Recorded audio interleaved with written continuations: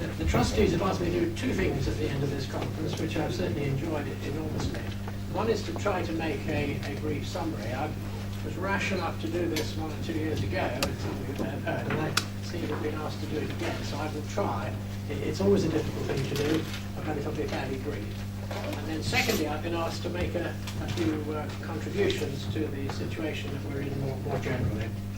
So first, starting with the summary, we got off to a cracking start with Dr. Emma Hannon and Marilyn Govan, tackling in a double act and jointly together the whole issue of records and their use, and in particular making them really accessible online to patients. Now, the theory of this is pretty well established and goes right back to 1986, when it was shown in America by Kaplan et al. That in fact, if patients are involved, really involved, and participate particularly in chronic diseases, outcomes are measurably better. That was quite some years ago. The problem is not so much the principle, where I think most people think it's a jolly good idea. The problem is how actually to do it in practice. And we really had enthusiasts, as you heard. And they showed us that it can be done, and that it has been done. And they spelled out for us the crucial principles, which is that this is a way, paradoxically, of building trust. Now, it's interesting, the older generation, my generation, were very concerned about trust in a non-technical age. Now we have a sort of real hallmark of modern technology, and lo and behold, the magic word was trust and how to maintain it. They reminded us that the record is about patients' information. It's really crucial that patients own this record, and here is a practical way of giving it to patients physically. It empowers self-care, and we've got all the view that the more patients help themselves do what we reasonably can as patients for ourselves, the better the outcome, and probably huge savings for the service. And Marilyn in particular used the word empowerment. It's not just being able to do more, it's something about feelings. It's something about feeling that we are more in charge of our own bodies, our own health, and that translates into better care. And then there's the very practical issue that in the best will in the world, medical records have errors. That's well established in every survey, and patients looking at our own records can clean up those errors, and that actually improves the quality of the medical record. And of course, in an internet age, and we have people in the groups who are traveling, it's possible to access a record 24/7 anywhere in the world if you have internet access. So those were some pretty powerful arguments. And then Marilyn gave us really a passionate presentation as a lay patient. She's not the doctor in this team. She saw it as a patient and as a member of her family with a small child in her own family, with a very complex, difficult and potentially dangerous situation, hugely empowered, and his mother being able to get, as she said, 37 consultant letters at the touch of a button. And so we saw a really powerful, I think, inspirational illustration of what is now possible today here in 2015. And then we got the audit of what percentage of people, what particular conditions. 50% of patients with cancer are having these conditions that people thought only a few years ago would be difficult to handle, and his patients doing it for real today. So I don't think we could have got off to a better start. And we were followed by Dr. Peter Swinyard, who has a long experience at the sharp end of medical practice as a GP, as an organizer, and as a leader. And he gave us the tough story. He painted in the perspective of the difficulty, perhaps crisis, that British general practice is currently in. The core facts that even in 2010, general practice was getting 11% of the NHS budget, and now, as he pointed out, it's getting 7.5, at a time when the staffing has got a lot worse, the demands have got a lot more, and the regulations got a lot more. And he filled us in with what most of us knew, which is a terribly serious problem about medical students not wanting at the moment to go into general practice. Lambert and Galdaker quoting 19% of British medical students give a first-choice career to the most important branch of medicine because they don't understand what they're choosing. And at the postgraduate level, they're not even filling the places in parts of England. And he quoted some figures where we have in the one region under half the training places being taken up. So this is pretty serious. and I think it calls for an effort by everybody, whether medical, non-medical, lay, patient or government, to really put the shoulder to the wheel. And the good news is that the NHS has seen the light. The importance of generalist doctors is now so clear to the Department of Health that it has mandated that in future half of all postgraduate training places will be for GPs, and they're cutting specialist training to do so, because the problem of dealing with people with multimorbidity, getting older, lots of things going on at once, this is what GPs do day in, day out, and they're the best people at it. And the department has realised that if the health service is to develop, it has to have a really strong generalist base. How it's going to get there is, I think, tomorrow's story, and perhaps, President, the topic for next year's conference. I went and could only go to 2 of your groups, and you've heard reports already, so I'll be very brief. But I sat in on the summary care card, which I think is one of the NHS's success stories that is seriously undersold. Here we have a situation where the core non-personal information about us is put on the web. 1.5% only of British citizens have opted out, so it's 98.5% on. And we have core information there which can be of particular importance when as patients we're seeing people who don't know us, out of ours doctors, A&E doctors particularly. And we had stories from Roger Bully in the group that already hospital doctors are saying they're getting tangible benefits from actually knowing the facts when poor, confused people, worried and anxious, can't always remember naturally the core details. So it seemed to me that was an important story. There were 3 anxieties in the group. One was the technical security, which was pretty well answered by the 2 speakers, who are Andy Carr from the Summary Care Record and Robert Denis from the Manchester General Practice. That was dealt with. The second anxiety was the model with care dog data, and the huge concern in patients, not just in this conference, but across the country, of are these connected, are these the same thing or not. They did their very best to separate it, but the group 3 times brought the point up, showing how close the concern is. And thirdly, there was an unresolved issue about private companies and institutions, the technical answer being that if a private company is commissioned by the NHS, it will have access to NHS data. And there was considerable concern in the group. It was just voiced, but it couldn't be dealt with. I thought it was a very important session, and I think we probably all need to promote the summary care card as much as we can. I also went to Paul Devlin's talk on reaching out from PPGs into the wider community, and he really summarised very helpfully 3 critical headings, which I think are relevant to every PPG in the country. What are we about? Which he put as what are we for? What could we offer somebody else?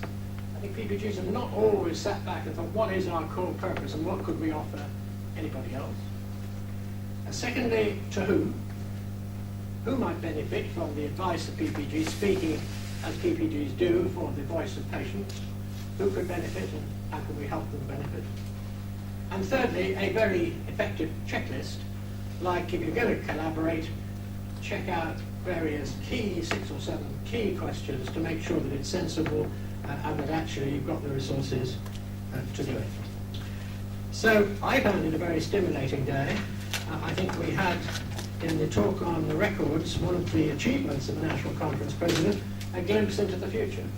I think we probably heard today what was radical, new and innovative for us, but may well be tomorrow's normality.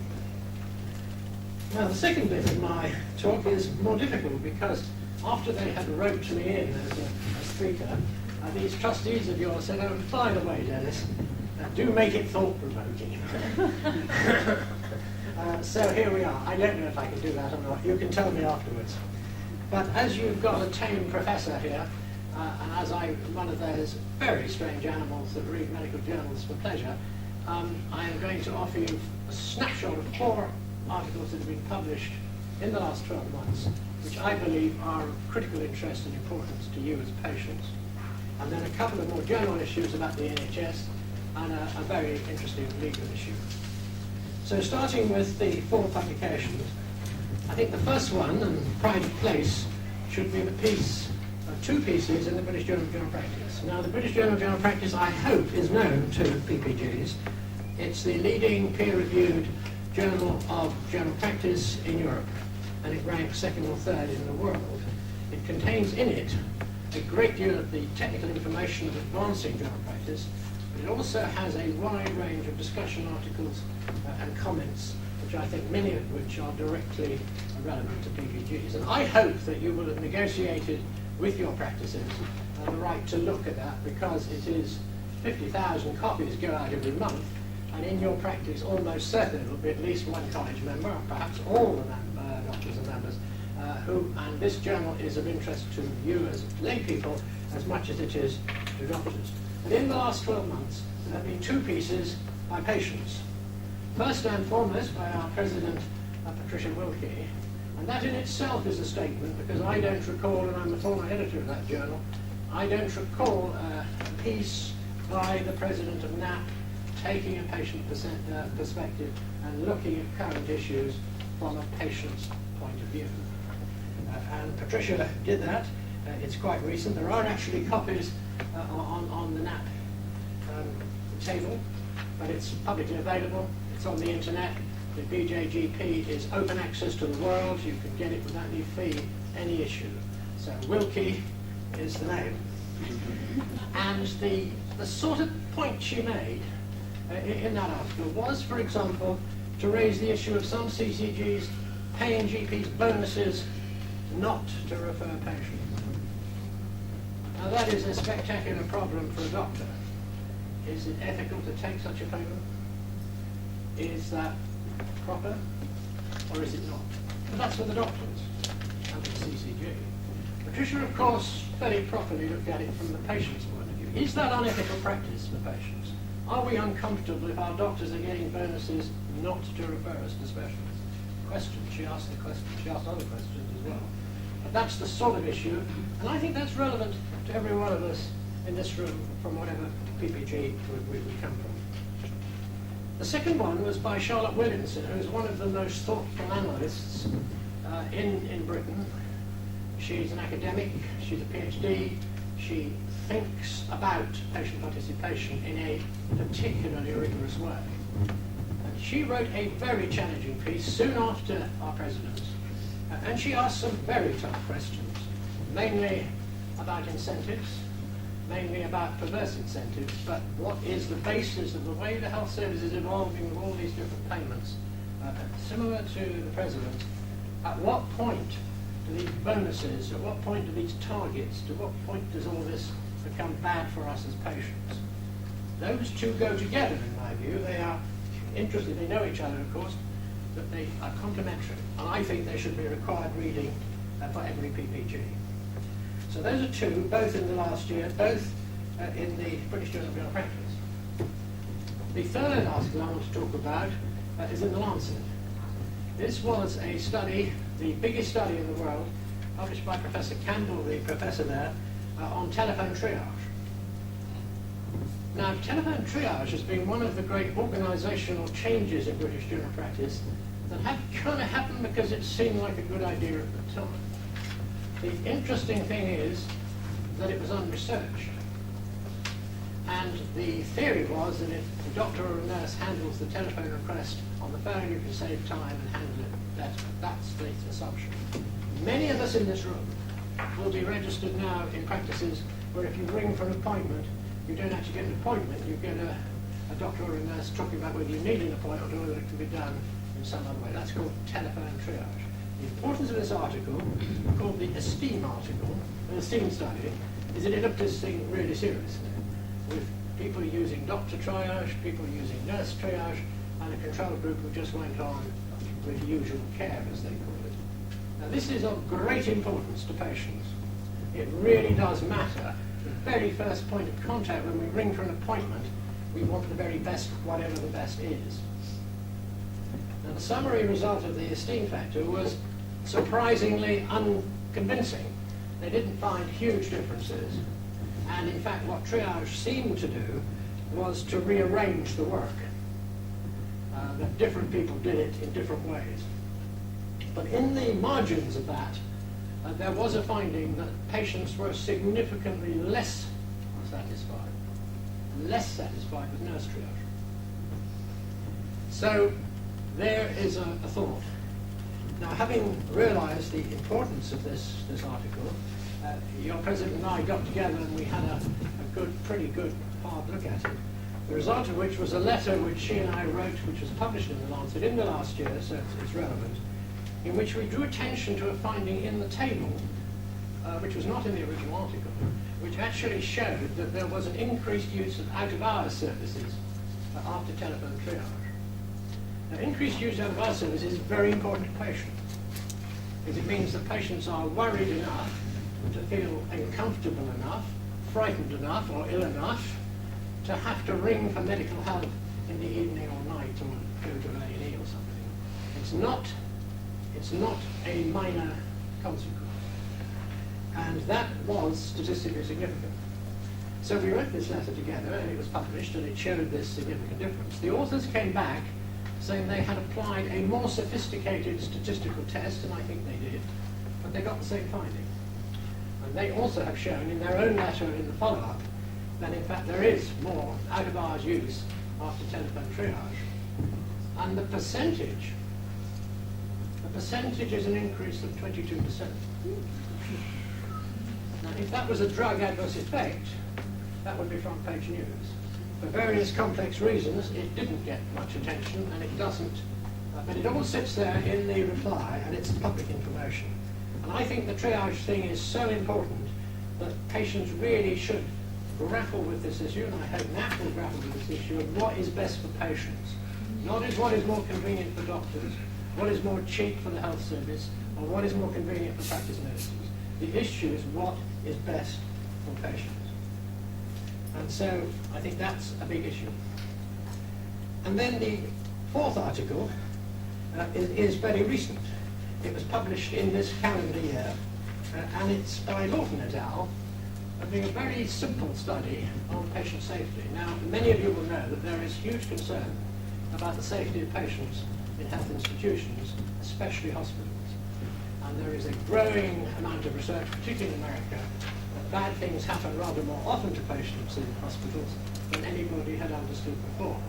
One major study is reporting that 1/3 of patients have an adverse effect in an American hospital.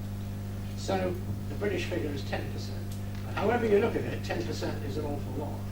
So safety is going up the agenda as it really matters. Now the good news is that there's now a measure of patient safety called the safety thermometer. I won't weary you with the details. But there's a way of calibrating how often and bad things happen to patients. So that's where we start. The survey was very simple. It simply asked the professionals in the hospital, the doctors and the nurses, how did they rate the safety culture? It was a kind of questionnaire. And the nice bit for us in this conference today is they asked the patients too. And the really interesting finding is that the professional view of safety correlated with the actual results. So if the staff nurses and the doctor said, you know, they're not quite so happy here, more problems, significantly more problems. And the message for this conference today, the patients did it too. So without any medical knowledge, without any technical knowledge, but using the common sense and awareness, and patients are hyper-aware when you're in a bed in a hospital, those collective views put together were statistically associated with adverse safety if they were worried.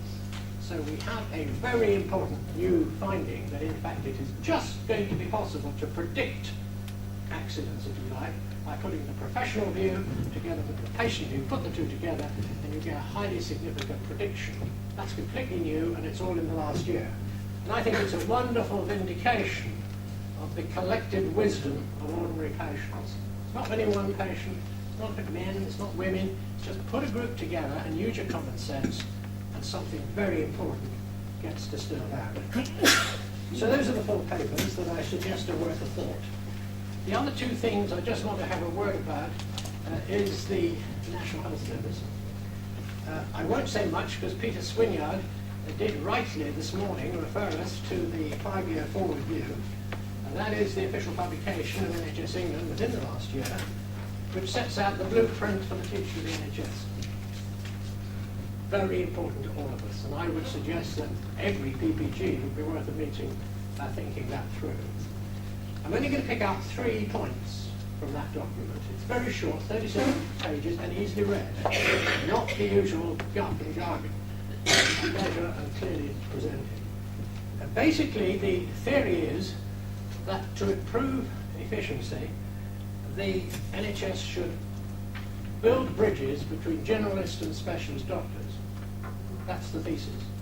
There is evidence in America where that's been done, controversial evidence, and I won't go into that, arguments for and against, but anyway, the theory is that would be a good idea. There are two main routes offered in this paper, which are of crucial importance to patients. Route number one is that the hospital takes over the general practices. And that would bring the two organisations together with a single management, and they'd be together. That's option one.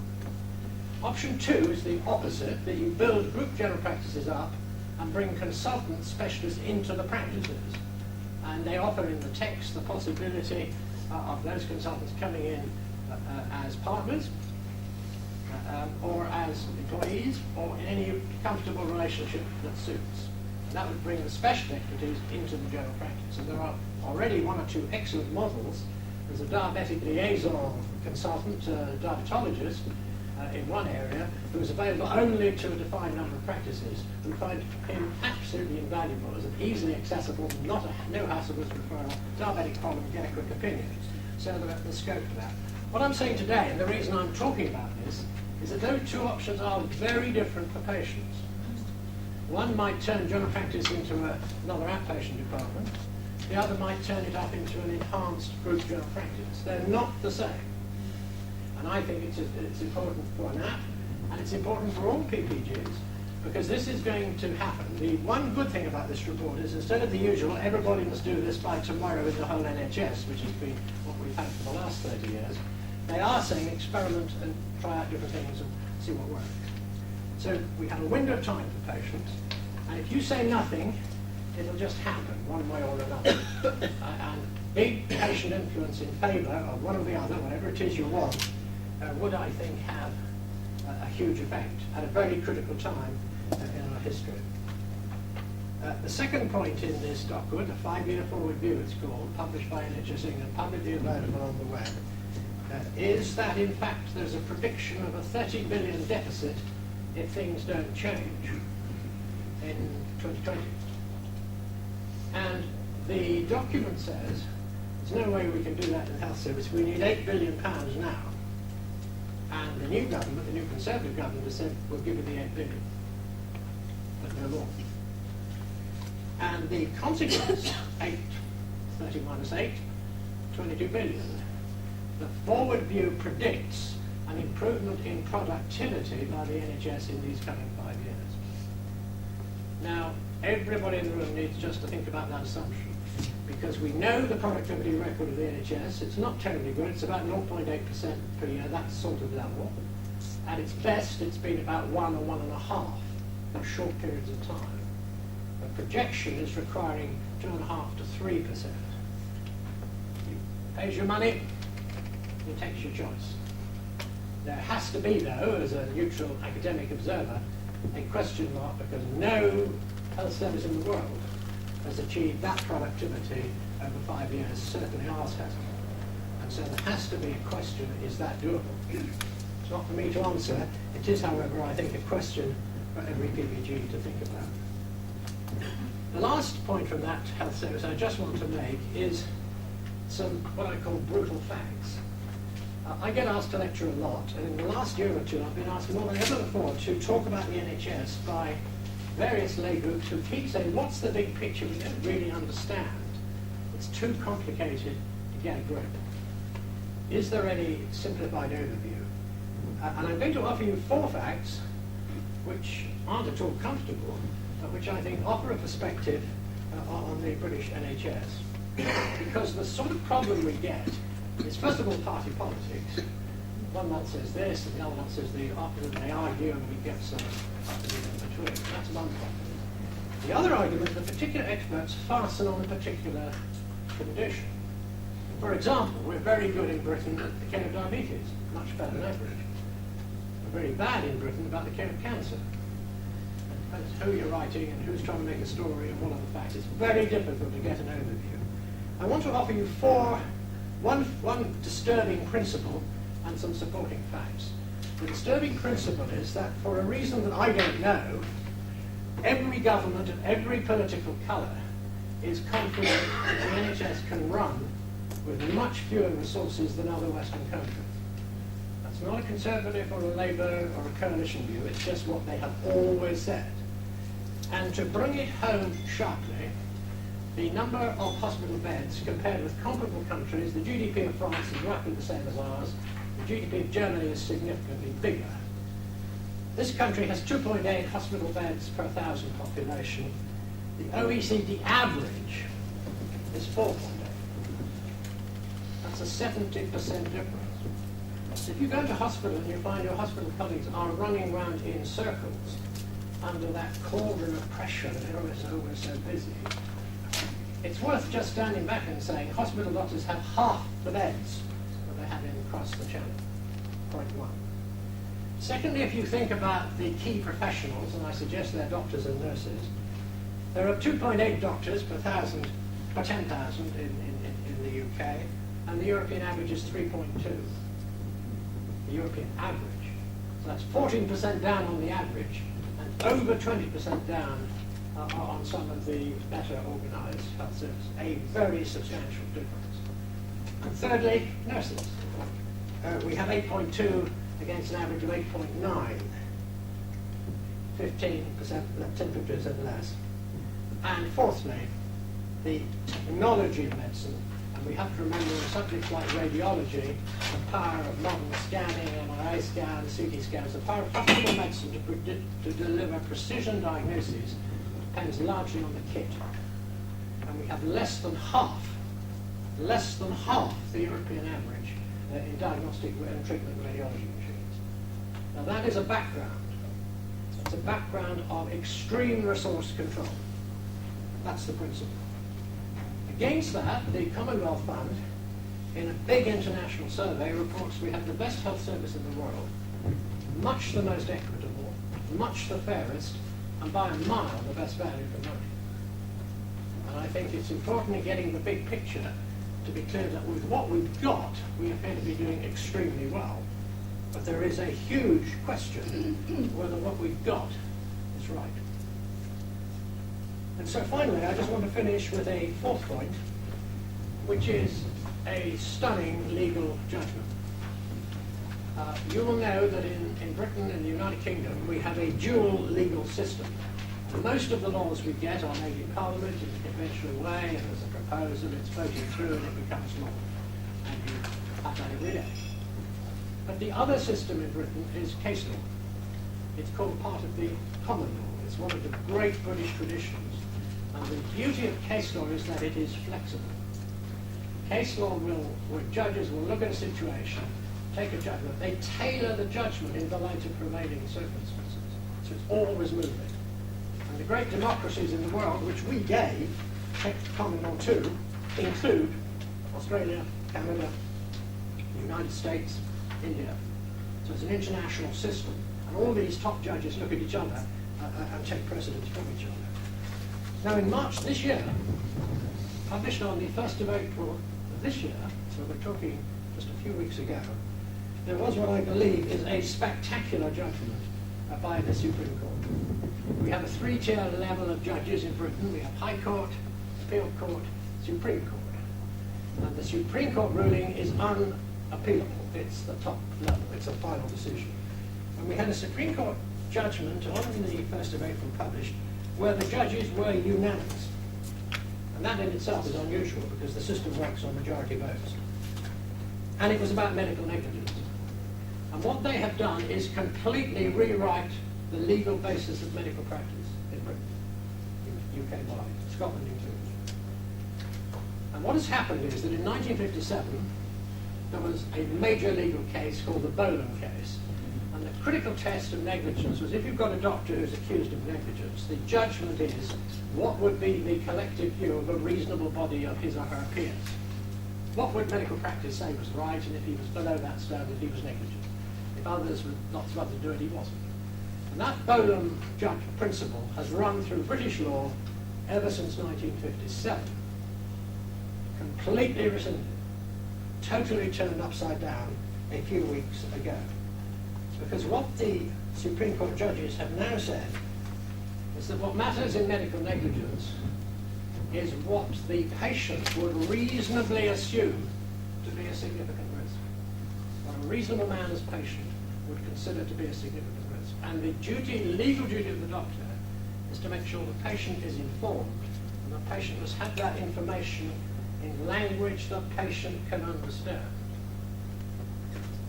So, summing it up, Bolam was doctor-centred, doctor-orientated, medical group thinking. The Supreme Court ruling is patient-centred. It follows a long line of thinking in the legal consent in research, which some of you will know, and it brings it all together in a completely patient-centred way.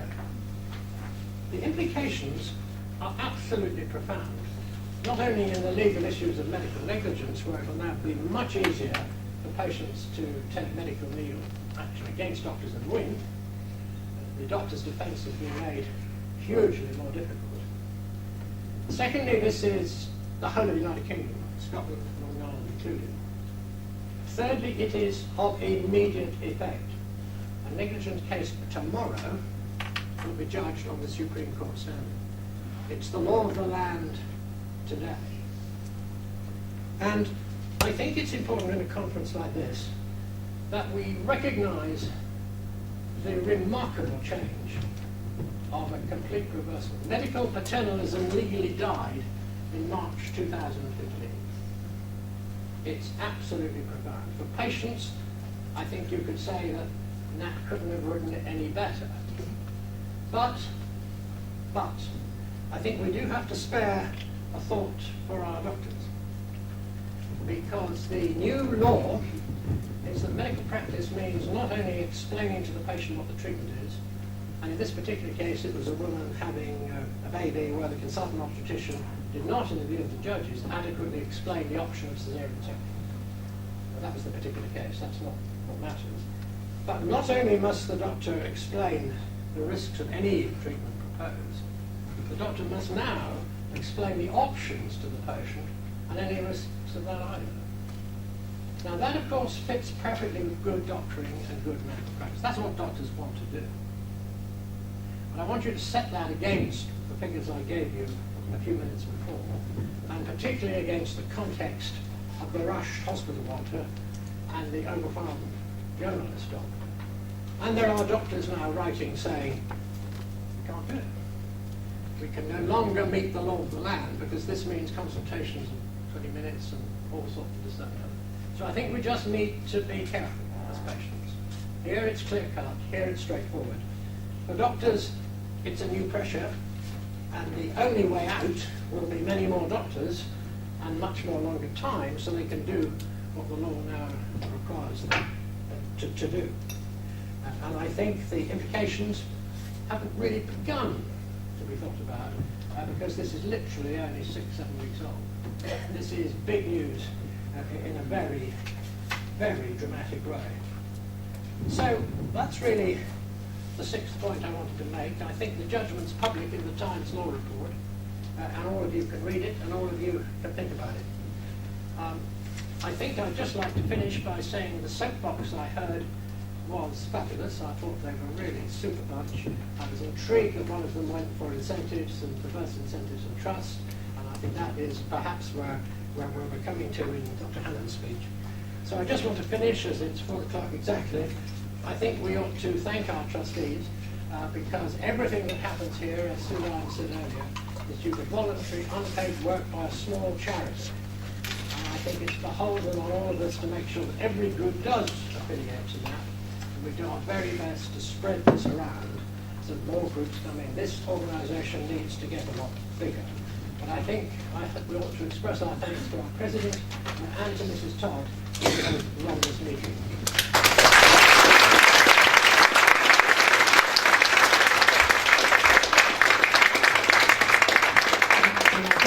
We should thank our speakers because all of them made us think. They did the job they were asked to do and they did it very well. And I'd like to finish really by thanking you all because you've come in big numbers, you've packed this room out. Some of you have travelled very considerable distances, and you've asked some absolutely fabulous questions. Thank you very much.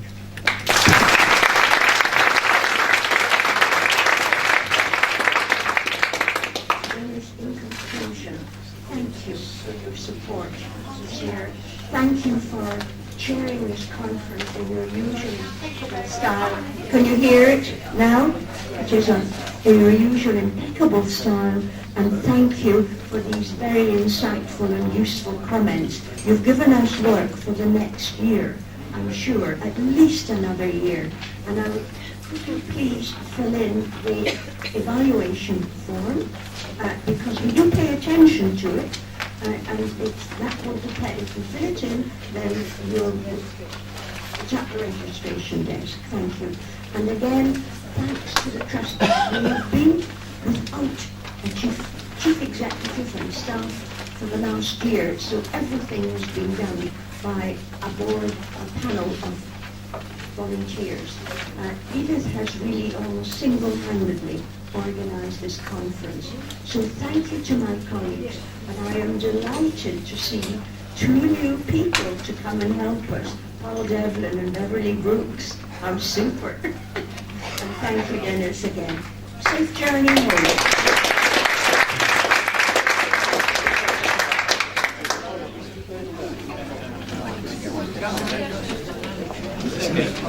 Long journey.